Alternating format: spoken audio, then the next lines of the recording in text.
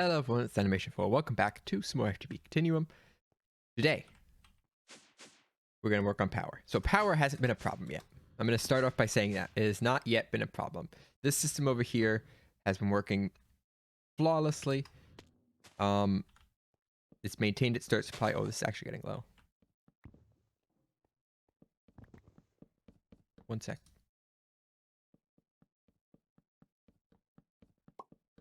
Been working flawlessly. Had 67 appetite left, or fertilizer. This has been constantly full. This has been constantly full.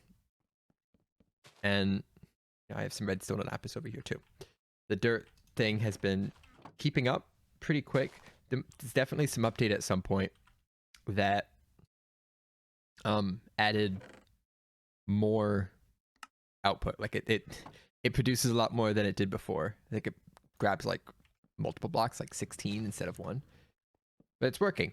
And each of these produces 40 RF per tick. I have like, I don't even remember. I've counted this so many times. 1, 2, 3, 4, 5, 6, 7, 8, 9, 10. That's 20, 22 rows of 8. And it ends up producing about 7,000 RF per tick, which is more than enough for what I'm doing right now. The laser, when it's running, consumes 1K. I don't think anything else really. Yeah, that consumes 1K. This thing doesn't really take much. How much does the ME system take? I don't actually know. Looks like maybe 300 RF a tick. Nothing at all. Each of these is 128. This is like 3K every now and again. It's not a consistent 3K. It's be 500 RF a tick for this. At the rate it goes at, it's really nothing. But with the plans I have going forward, I'm going to need a lot more power than this. Also, I was in the middle of finding some coal. Don't worry about that. I need a lot more power than this. And that's where we get to what we're doing today. The big reactor. So this is my current big reactor, which was specifically built to be as inefficient as possible in order to produce a lot of cyanite. And it did. It produced enough for what I needed. But we're now ready to move on from that. The limiting factor behind making more of this pretty much was the uranium. But the laser can now drill for uranium. We have a lot of it. More than I can do much with. So we're gonna build a bigger one. And I've definitely done this in a few series before, looking at the science behind it and calculations and all that. I did some more. I had some more calculations, some more tests. Hope you're ready for some numbers. Here they come. So let's assume for a moment that you have not an infinite, but a very big supply of uranium. The best thing you're going to want is to get the most amount of power out of it as possible. Every bar of uranium you put in, you get a lot of power back out. And if you build a reactor that does that the best, you can, in theory, just build a lot of those reactors and get as much power as you need. Right? So the way to calculate that, let's grab a reactor here. The way to calculate that is you look at production per tick and consumption per tick, fuel burnup. And ideally, you want this number to be high and this number to be small. So you divide them. You divide 4252 RF per tick. Looks like this is actually running out of fuel. No, it's fine. You divide 42 whatever RF a tick divided by 0.375 millibuckets per tick, and you get RF per millibucket. And for this, you divide it, you get 11.32. This is when they were running at their fastest, because some of them are starting to run out of fuel. And this is a 5x5 reactor with 4 control rods in this diamond-shaped pattern. And also using Enderium. Is actually the same one right here using Cryothium, and it's slightly better at 1209. So Cryothium is the way to go for cooling liquid. Here is a 9-rod reactor, no cooling liquid at all, As you can expect, it's not very efficient at 6.067. It's the most inefficient for fuel, and it actually doesn't even produce that much power, 5.43. So it's a little bit more, but not worth the fuel burnup. Okay, so we've decided definitely need some cryothium and not enderium, right? So here is a X pattern. So this one had 4, this one has 5. And I actually found that the X pattern is slightly less efficient. The 485 compared to 428 does produce more, but the consumption is higher.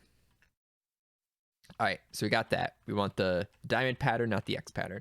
Now let's go height. Let's make it taller.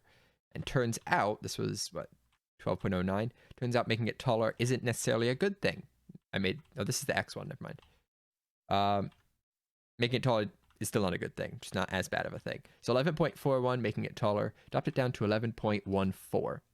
It did pretty linearly increase the consumption and burnup, but it was a slight over increase of burnup. So it is slightly less efficient to just go tall. Let's go wider. Here's a 6x6. It uses a grid pattern like that one did, but since it's even, there's not really a X or diamond pattern, but just a grid. It's got a 12.3, which is better than both of these. So wider is better. Let's go wider again. 7x7 gave 12.76, even better. I think I have a even wider one down here. This one. Yeah, here's an one is 7 also. Here's a 9. It is shorter. 17.797. Yeah. So yeah, let's go back to here. 12.76 for this. Good. Looking good. This one I kind of just played around with the fuel rods a little bit. Tried to see if this was any better. This is weird pattern here. No. 12.06 versus 12.76. Just go with the grid. All right, let's make the grid taller. You lose efficiency as expected. Make it shorter. You do gain efficiency to 1609. And then I kind of did one in the middle. So 16.09, add a layer to 1394, add a layer, so on and so forth. The best efficiency one I built is this one right here, which is a 9x9. That's 1 tall. It produces 10k RF per tick at the low cost of half a millibucket per tick for 17.797 efficiency. It's at this point where I realized, wait, I'm forgetting something. Reactors aren't free. They're expensive. These blocks take a lot of materials, especially for the first one, where I'm not going to have auto processing yet. I need to consider that. So we got to do some geometry. And when it comes to a 3-dimensional shape, the best volume to surface area, so I want to maximize the amount of space inside of it while minimizing the casing, is a perfect cube. So here is a 9x9 cube with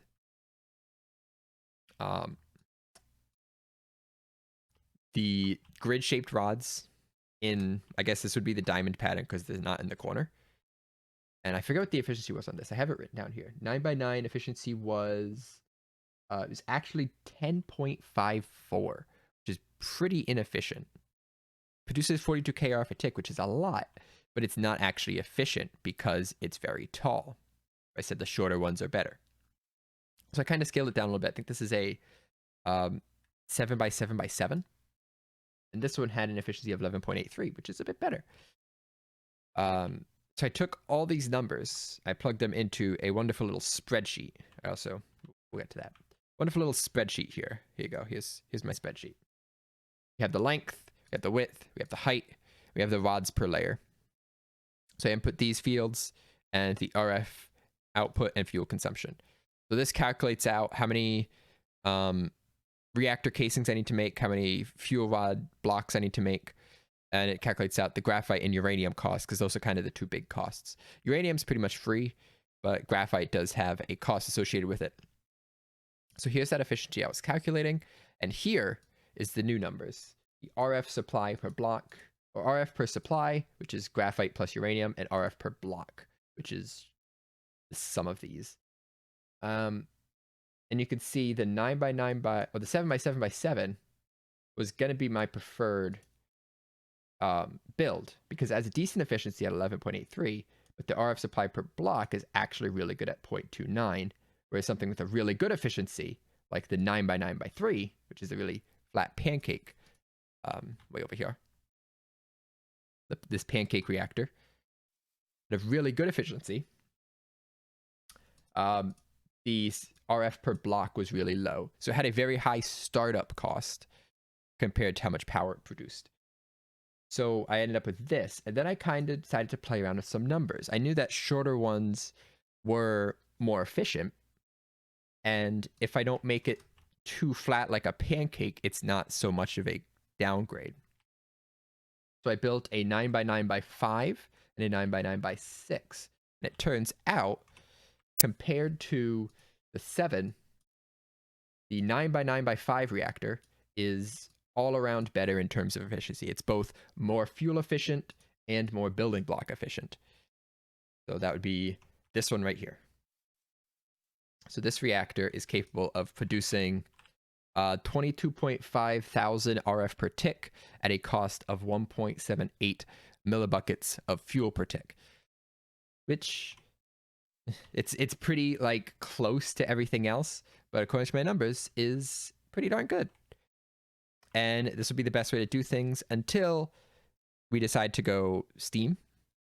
We need to build these reactors, and I might upgrade it later on with just a massive one that I don't care about efficiency that much, especially the RF per block efficiency when I have more like graphite and stuff.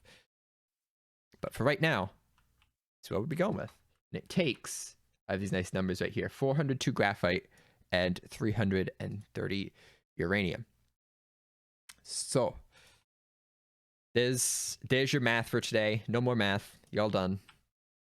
And we're gonna go start building this thing. I actually have been working on graphite, so I have just enough. I'll leave you with this wonderful image of all the reactors I built by hand. It took a very long time. I'm really tired of building reactors. Let's go build one more. Okay, so I need 72 rods. 3, 4, 5, 6, 8. Cool. I need 258 casing. Here's the casing. I believe I have enough tungsten. No, I don't. A little bit more of that.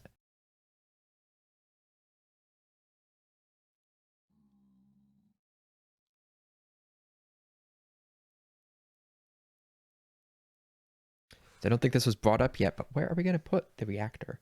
I don't want to put it in here because this is a good build space for kind of things like this. The arc furnace kind of takes up some space, and I kind of need to access it a bunch. It's not automated. I want a floor kind of like the green floor here. The green floor is for things that I want to set and forget. Never have to come back to. Just leave, maybe check on every now and again. But most part can go past. I'm not going to need to visit the reactor often. I was going to show you something. Oh, yeah, I also moved this over here. I can set and forget this. Now provided by the system. It goes into the system. It's the latex generator.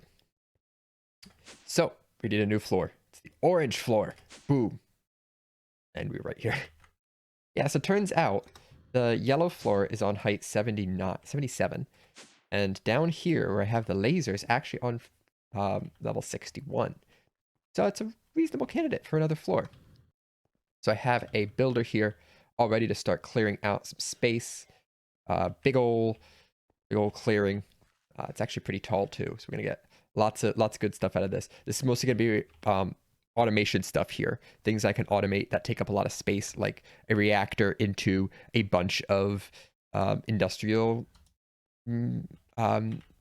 what are they called? Industrial macerators, something like that. Something along those lines. But I think this is good to go. So we're going to go.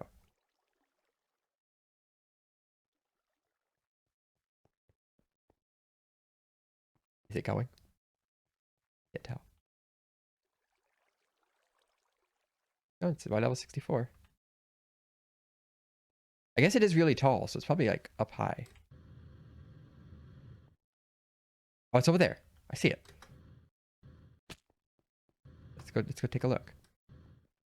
Oh yeah. Did it stop? Did it stop already? Although I'm not worried about things because we have the mega torch now. Did it already stop or is it just laggy?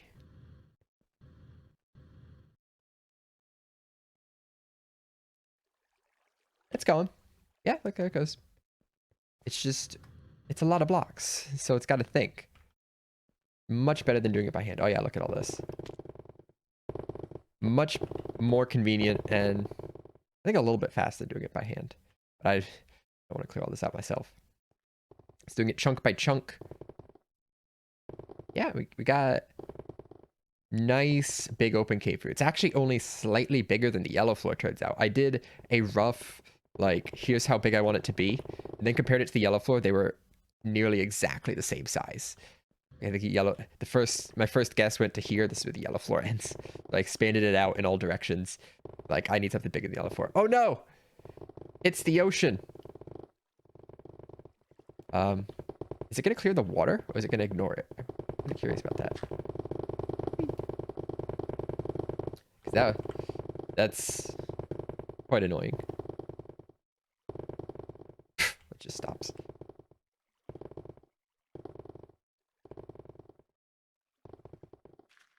What is this one? I wonder if it's gonna clear the water. I guess we'll find out. I'm gonna like chill in this corner and time lapse this real quick.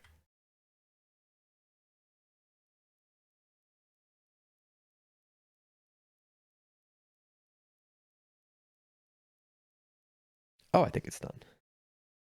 That's wonderful news. So we did run into the hole that originally plagued the yellow floor. The yellow floor kind of dips around a bit. We ran into that hole. I'll have to do something about that. And it did not clear the water because it's squid. I'm like, no spiders here. Is it actually just... I think this is the water source. I think it got rid of the source blocks. So, did I make it go away? No. Not that easy. Let's try... Oh.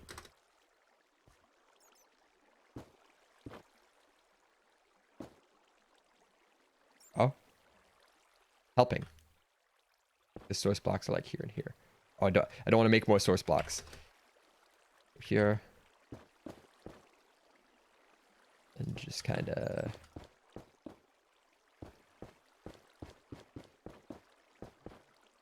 That do it? Ooh. Water just falls. Another small time lapse.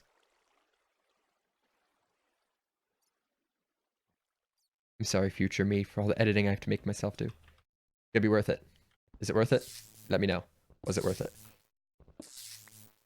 Or did you get no enjoyment out of time lapses? Oh, these bats. Yeah, so I didn't do the whole thing. I kind of cut it off here because I need to get rid of these bats. I need to not destroy the laser because this thing doesn't mine the blocks. It just destroys them. So if I did this to the laser, no more laser. All right, so I'll show you how I got it set up. I have a little bit of a system now. So you kind of saw during the time lapse, I have a waypoint right there, the southwest corner. I have a few of them. It's easier to show them on the map. So here we have the southwest corner, the safe southeast corner, the northeast corner, and the builder position. So what I do, I actually need a safe new corner. It's probably going to be about here, because I don't need anything past this point. So here is a good safe corner here. It kind of comes right through. I'm going to mine out to here. So this is the new waypoint. Keep the numbers in when you create the waypoint to white so you can see it. And then this is new southeast corner. Then we come over here. Grab out a shape card. We do a little bit of math. So from the southeast corner to the northeast corner, the X change is 1135 to 1148, which is 13. The Z change is 342 to 376, which is 34. So 14 by 34. And I already know from last time that the height isn't changing. Height is still 13. So what I say, 17 and 34? That doesn't sound right. You have to remember the numbers too. Here. 1135, 1148. No, 13. 13 and 34. Okay. the sanity checks at the end. So you do that first, then you put it in here. Actually, I'm going to take out the card. Turn this to on to activate just so you don't accidentally click this button and break everything. Reset support preview, and it's going to show you the position that it's going to be in. So this is the area it would clean out. Obviously, that doesn't help me. I gotta offset it. Here's what we're going to do. We're going to reposition it to the southeast corner.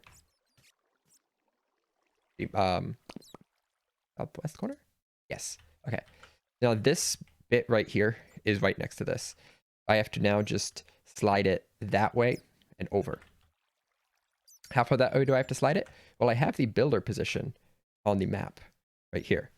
I have to slide it up from 335 to 342, which is 7 blocks that way, and then 1 block. So plus minus 7z, and looking at the bottom, plus 1x. Those are the changes I make. So I take z, I subtract 7 to get 23, and I add 1 to x to get to minus 6. Drop that in, toggle this, and it should be in position. It takes a little bit of math to figure it out. Oh shoot, it to be longer by 1. Oh man, it's missing a row. It takes a little bit of number crunching to figure it out, but it's not that bad. I have to expand the width by 1 real quick. Make this 14. Drop it back in. Quick reset. And I think that is good. Yeah, that looks good again. Let's check the far side, make sure I'm not going further than I want to. Whee. Actually, looks like it's not going far enough. Going far enough here? Real quick. It goes to 1 past this block. Yeah, that's right. Okay. Cool. So then, it's ignored. Then you press this button and hope you're not destroying any of your hard work. Especially with this one, because this one's kind of close to stuff. Oh, wow. We're a little outside. Hi. Sunlights. They're great. Okay, enough of this. Let's just set up a place for the reactor, because I want to get that done this episode.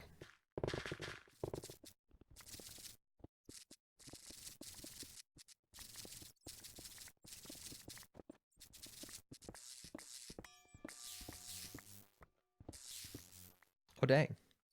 Gamer upgrade.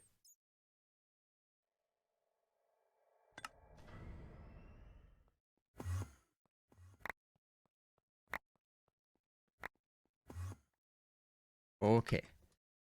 So, I've been pretty busy here. Pretty busy, but it's actually pretty quick.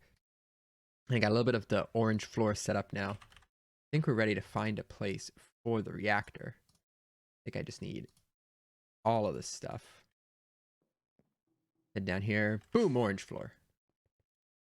So it's wide and open. I had this orange concrete. I actually used white concrete in the middle because I found, this is probably a vanilla thing that I didn't know, but running on concrete makes you go faster. So I will demonstrate here. If I'm just walking straight, shift over, going faster. Not changing to running. Just started speeding up. Yeah, I can actually get some pretty good speed. So these are essentially just gonna be the walkways. These pure concrete sections. And then over here I got factory blocks with caution framed plates, because I actually liked the look of the plates. The caution frame was a bonus. This like nice gray look I think looks really nice. And yeah, so the other thing you might have noticed is it actually is really bright in here compared to this floor where the ceiling is kind of dim in some places and I have to use lights everywhere. Here it was actually really easy. So I used little secret sauce that I think I've mentioned before, maybe, but they're ferro flare lanterns. And what they do, it says right here, slowly illuminates a large area, removing a lantern causes the light slowly to decay. They place invisible light source blocks, and they don't need a line of sight when it's disabled. We can set it to line of sight. They place invisible light source blocks everywhere. Let's might actually place another one right here. So all I've done really is find dark spots and place these lanterns in the floor. And since they don't need line of sight, they just slowly place their light blocks around. I think there's only like, maybe like 15 of them, not even 12 in this whole area. They do a really good job. They also light up the ceiling. They're only in the floor. They got like the ceilings all lit up, nice and bright in here. And there's no individual block where like if I place this, all of a sudden all the light goes out because that's the light source on the floor. Now they're in the air around us. There is ways to remove them though. Frozen Pearl clears residual lights from feral flare lantern. So if I take the lanterns out, I can use this pearl to remove all the light if I want to. But I don't really want to. What I want to do is we want to build the reactor. So, how much space is here? 1, 2, 3, 4, 5, 6. I'd push B all the way against the side there. I want to put it like over here, maybe. So the reactor, like I said before, is a 9 by 9. 1, 2, 3, 4, 5, 6, 7, 8, 9. Little 1, 3, 4, 5, 6, 7, 8, 9. And the plan was to have all glass on the sides. 5 tall, I believe. I think I set it for 5 tall, right? Let me check the document real quick. 9 by 9 by 5, yeah. 1, 2. One more for the top row. Boop, boop, boop, boop. And then hopefully I have enough glass to surround the whole thing. Then I have to make the cryothium. I haven't done the cryothium yet, but I don't think that'll be too hard.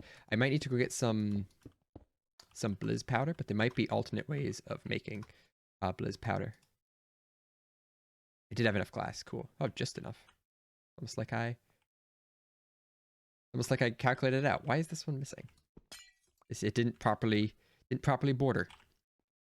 So then we have the fuel rods, which don't go in the corner and otherwise go on a checkerboard pattern. I'm sure there are better, more efficient ways to do this. But this is a very dense reactor. It has lots of fuel rods for its area. Almost every other block's a fuel rod. And it is rather efficient otherwise. So now I have to fill it with cryothium, which is going to be fun. How many blocks do I actually need? I haven't figured that out. So that's math right now. The interior is a 7 by 7, which is 49. There are 24 rods, so that'd be 25 blocks. Take the cryothium, this 3 tall, so I need 75 buckets of fluid cryothium. Just go cryothium. Jelly cryothium bucket, 1,000 millibuckets. So I need 75 times 4 is 300 cryothium dust. All right, so I need to craft this 150 times. I need 300 blizz powder. Means, yeah, see, I can do liquid XP on a snowball. That's much easier to get some blizz powder. Fluid transposer. So, that'll be what I'll do. Is there any easy way to get snowballs without having to, like, shovel them? Oh, okay, so you matter some snowballs. It's gonna be fun to stack them in my inventory, but, you know, whatever. Like this stuff. Grab some snow. It's not like I'm running out of matter. I'm up to 3,000 now. And I'll probably move this fluid transposer right here. Grab it real quick. Down to where my XP tank is. I'm going to do a quick swap out of this. And set this top to input. Fluid export bus. Oh, there it is. And then from here, drop this in. It does its thing. That takes a long time. It also needs power. That still takes a long time. I might end up upgrading this before it's done because it's just taking a little bit. I need 300 of these. And I don't really want to go fight some blizz. Would actually be hard. Have I gotten any blizz? Probably not. Would it be hard to like set up a blizz spawner? I don't know. I haven't done spawners yet. I feel like that's too complicated for right now. I'm just going to let this sit and run. Probably upgrade this more. And get lots of blizz powder eventually. Oh, that's still slow. That's fine.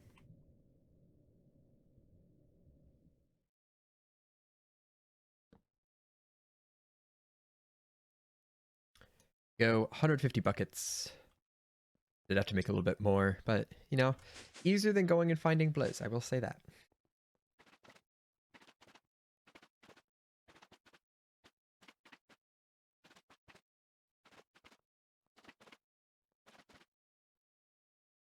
I think I horribly miscalculated.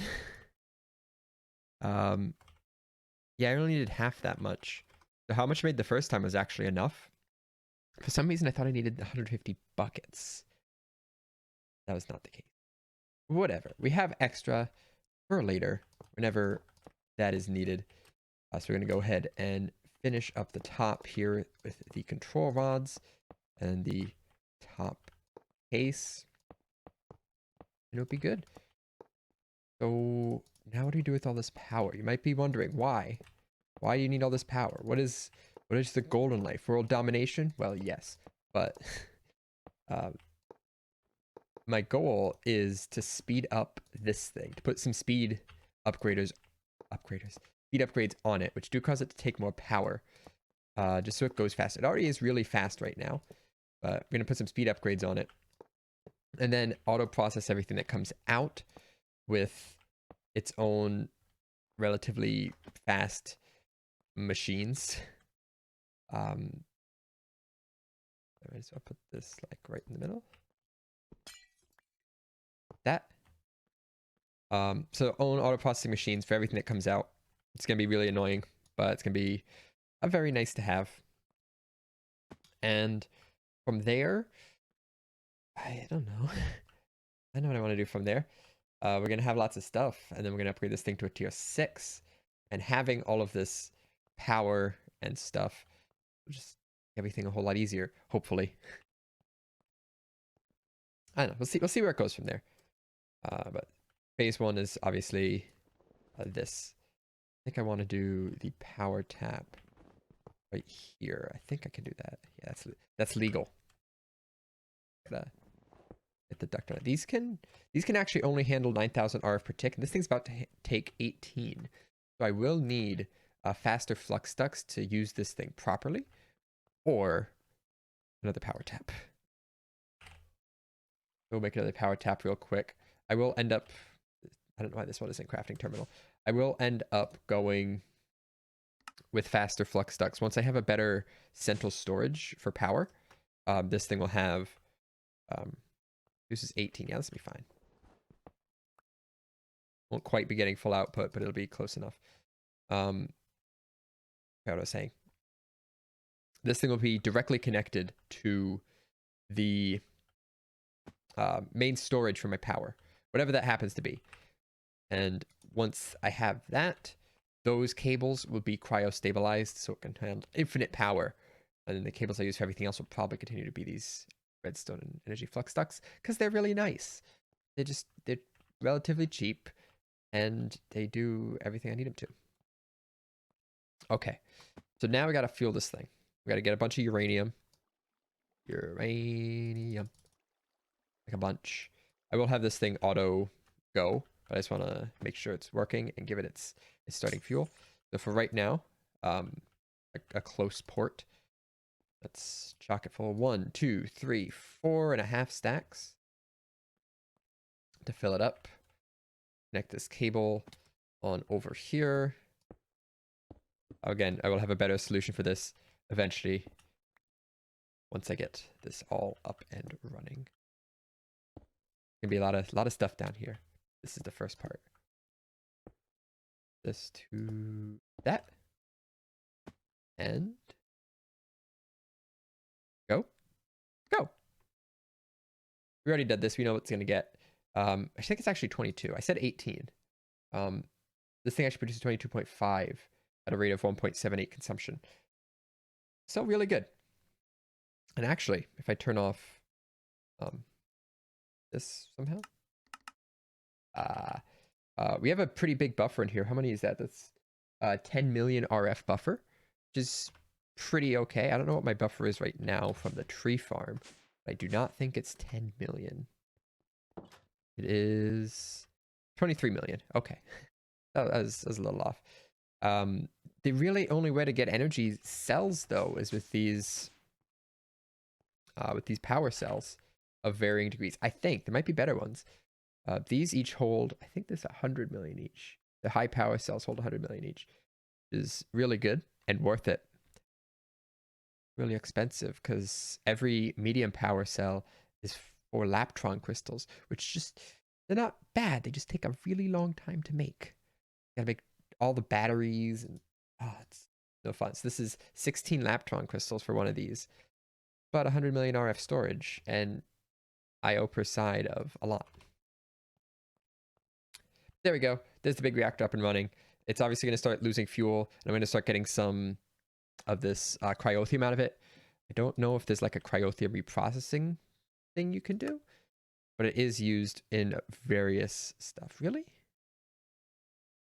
feel like that recipe was changed. That recipe was definitely changed, right? I don't remember using this for that. Maybe I did. I didn't remember. It's too long ago. Yeah, there's the reactor. And with that, I'm going to say thanks for watching. Next episode, we will be taking a look at this laser behind me and hooking them up together a little bit better. So the laser is faster and everything from it doesn't just get dumped in the system and we have a pile of ore, because look at all this ore. It's too much. It's too much ore. I want it to be resources, ingots. I have 2,800 copper ore, but 300 copper ingots. What was a really, really bad one? I remember. Like I had 16 gold, but 2k gold ore. So stuff like that hopefully will be resolved now that we have a lot of power. Thanks for watching. See you in the next one. Bye-bye.